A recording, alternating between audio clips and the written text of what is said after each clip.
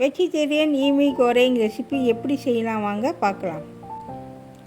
ஒரு பேக்கெட் ஈமி எடுத்துருக்கேன். அது கொதிக்கிற தண்ணியில் 3 போட்டு நல்லா வேக வச்சு எடுத்துக்கிட்டேன்.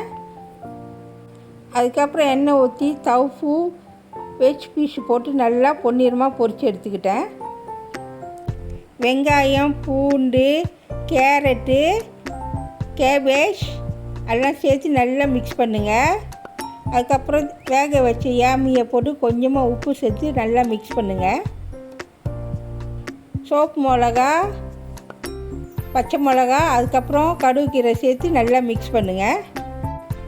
1 spoon thick soya sauce, 1 spoon sweet soya sauce, 1 spoon vegetarian oyster sauce எல்லாம் போட்ட பிறகு நல்லா மிக்ஸ் பண்ணுங்கள்.